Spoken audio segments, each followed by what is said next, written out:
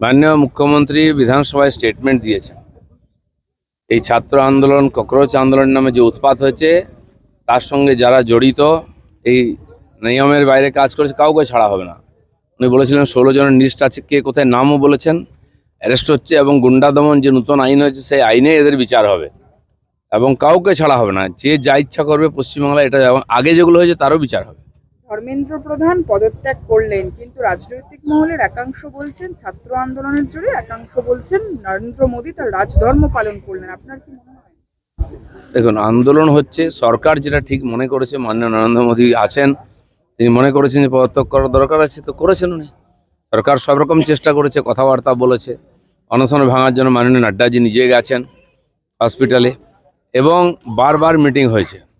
তো ওদের কথাবার্তার মাধ্যমে ছাত্রদের সঙ্গে যেভাবে ব্যবহার করা উচিত, ইমোশনাল ওরা, সরকার সব রকম রাস্তা খুলেছে, ব্যবহার করেছে, তাদের দাবি মানার চেষ্টা করেছে। তো আর যেটা মনে হয়েছে সরকারের আজকের প্রয়োজনে সেটা করিয়েছেন ওনারা। কিন্তু দিল্লির রাস্তা গত প্রায় এক সপ্তাহর বেশি যে ছবি দেখছে, এটা কি আন্দোলনের ছবি বলে মনে হয়? দিলীপ ঘোষ তো দীর্ঘদিন রাজনীতির সঙ্গে যুক্ত। না না, দীর্ঘদিন এটা আন্দোলন আন্দোলনের নয়, সঙ্গে এটা তো জড়িত। উৎপাত। এটা দেশের সব মানুষ বুঝে গেছে। সরকার সেই জন্য কোনো কড়া স্টেপ নেয়নি। দেশের মানুষেরও বোঝা উচিত কারা আন্দোলনের নামে এইসব করছে। সেই সব লোক যারা বারবার দেশের বিরুদ্ধে ইস্যুকে এরা বেশি মদত দেয়, তো সেটা এক্সপোজ হয়েছে। সরকার তার কাজ যেটা করা সেটা করেছে। কুণাল ঘোষ তিনি গতকাল কালীঘাট তৃণমূল মিছিল করছিল, এবং কিন্তু সেখানে পুলিশি কোনো অনুমতি ছিল না, একটু জোর জবরদস্তি পুলিশের সঙ্গে বাদানুবাদ, তারপর পুলিশ তাকে আটক করে গ্রেফতারও করে। কুণাল ঘোষ একা হিরো হওয়ার চেষ্টা করছেন।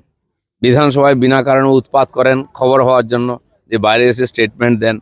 তাদের এমপিরা অনেকে ওখানে দিল্লিতেও কেউ কেউ হন, ওখানেও সাসপেন্ড হন, এখানেও সাসপেন্ড হন। এই রাজনীতি করে পশ্চিমবাংলায় কিছু করা যাবে না বা সাধারণ মানুষ নেবে না।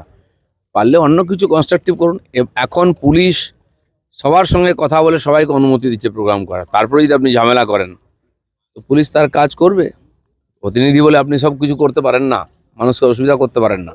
প্রতিকুল রহমান তৃণমূল সিপিআইএম থেকে তৃণমূলে গেলেন, কিন্তু তিনি সমাজ মাধ্যমে পোস্ট করলেন, যে গতকালই পোস্ট করেছেন, যে এই ছাত্র আন্দোলন বা এই যে প্রতিবাদ, সেই প্রতিবাদে হ্যারাস করা হচ্ছে বেশ কিছু ছাত্রছাত্রীদেরকে পুলিশি তলবের নামে। যাদের যাদের পুলিশি তলব করবে বা যাদেরকে এই হ্যারাস করা হচ্ছে তাদেরকে তিনি আইনি সহযোগিতা দেবেন। উনি ছাত্র আন্দোলনের নেতৃত্ব দিচ্ছেন না কেন? যদি মনে করছেন ওটা